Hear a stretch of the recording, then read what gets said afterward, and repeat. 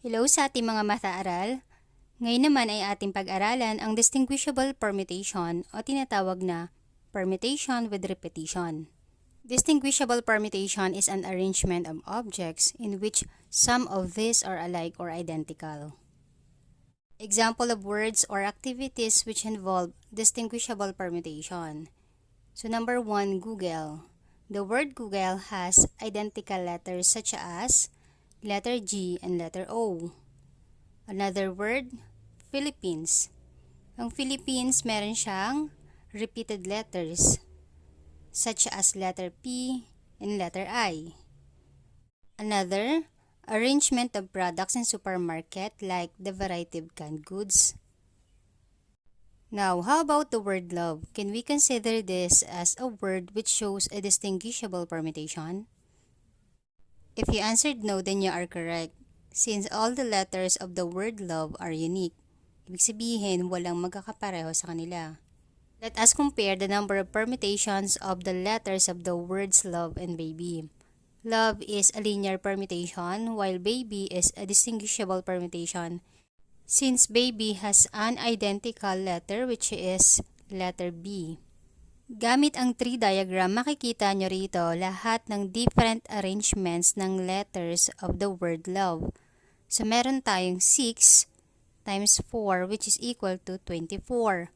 Since ito ay linear permutation, para makuha yung 24, just simply use the formula permutation of 4 taken 4. So, arranging all the letters of the word love. So, 4 taken 4 is equal to 4 factorial. And 4 factorial is equal to 4 times 3 times 2 times 1. So, 4 times 3 is 12 times 2, 24 times 1 is 24. Next, baby is also a 4-letter word. Yun nga lang, ito ay distinguishable permutation since meron siyang identical letter na letter B. Gamit din ang tree diagram, makikita nyo rito lahat ng arrangements ng letters ng word na baby. Kung mapapansin nyo, merong arrangements ng letters na naulit kaya kailangan nating i-omit. Halimbawa nito ang B-A-B-Y, B-A-Y-B, B-B-A-Y, B-B-Y-A, B-Y-B-A, B-Y-A-B, A-B-B-Y, A-B-Y-B, A-Y-B-B,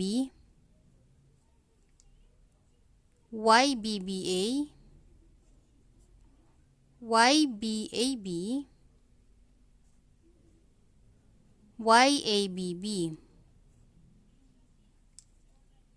So, in how many ways can we arrange the letters of the word baby? So, let's count 1, 2, 3, 4, 5, 6, 7, 8, 9, 10, 11, 12. So, there are 12 possible arrangements of the letters of the word baby. Aside from tree diagram, we have a formula to determine the number of distinguishable permutations of n objects. That is P is equal to n factorial over Q factorial, R factorial, S factorial. N is the total number of objects, while Q, R, S represent the number of objects which are alike. Example natin yung word na baby para ma-justify kung tama yung sagot natin kanina. So, baby is a 4-letter word. Ibig sabihin, ang N ay equal sa 4. Again, N is the total number of the objects or the total number of the letters. Then, identify natin yung letter na naulit o may kapareho. So, sa example na baby, ang naulit dyan ay letter B. Bilangin natin yung letter B. 2. So, ang given natin, N is 4, B is 2. Ngayon, para ma-solve, i-substitute natin sa formula. So, yan ay permutation is equal to n factorial over objects which are alike.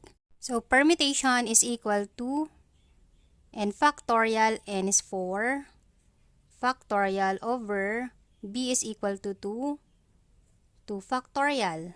Simplify natin, 4 times 3 times 2 factorial. Again, nag-end ako sa 2 factorial dahil merong denominator na 2 factorial. Ngayon, pwede na natin i-cancel 2 factorial and 2 factorial. So, matitira na lang dyan ay 4 times 3, which is equal to 12. Example number 1. How many ways can the letters of the word Mississippi be arranged? From the word Mississippi, there are 11 letters. So 1, 2, 3, 4, 5, 6, 7, 8, 9, 10, 11. Therefore, n is 11. While I is 1, 2, 3, 4. So 4. Letter S, 1, 2, 3, 4 as well. Then letter P, 1, 2. To determine the number of permutations, let us use the formula. P is equal to n, which is 11 factorial, over 4 factorial, another 4 factorial, and 2 factorial.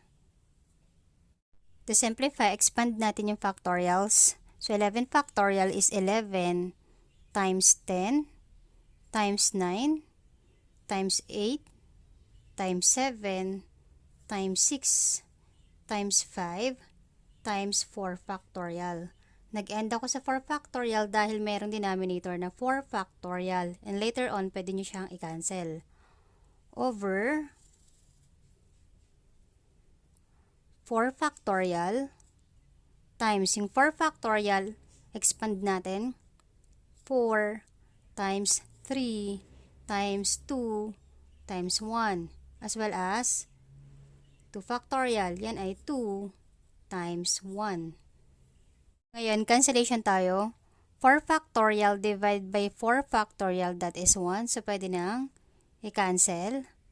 Next, 4 times 2 is 8.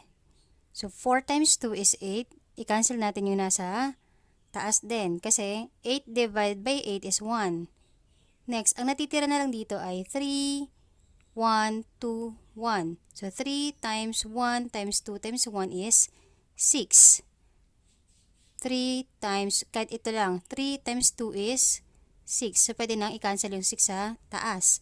6 divided by 6 is 1. Yung 1 sa baba, pwede i-cancel, pwede namang hindi. Kasi any number divided by 1 is the number itself. Ibig sabihin, walang bearing. Ngayon, para makuha yung final answer, i-multiply lang natin yung nasa numerator. 11 times 10 times 9 times 7 times 5 is equal to 34,650. So, meron tayong 34,650 ways to arrange all the letters of the word Mississippi. Example number 2. How many distinguishable permutations are possible for 10 cars in a line if 2 are red, 3 are black, and 5 are white? Solution. Permutation is equal to the total number of cars, 10, factorial over 2 factorial for red, 3 factorial for black, and 5 factorial for white. Expand to simplify, 10 factorial is 10 times 9 times 8 times 7 times 6 times 5 factorial over, expand to factorial, that is 2 times 1. 3 factorial is 3 times 2 times 1. Then lastly, 5 factorial. Then 5 factorial divided by 5 factorial is 1. So, cancel natin. Next, 3 times 2 times 1 is equal to 6. So, cancel. Cancel din yung 6. 2 times 1 is equal to 2. Dahil wala namang 2 sa numerator, pipili na lang tayo sa 10 or 8 which are divisible by 2. So, kung 10 ang pipiliin natin, 10 divided by 2 is equal to 5. So, kakancel natin yung 10. Get the final answer. 5 times 9 times 8 times 7 is equal to 2,520. So, there are 2,520 possible arrangements of 10 cars in a line given that there are 2 red, 3 black, and 5 white. Distinguishable permutation is applicable to activities which involve repetition or with alike or identical objects.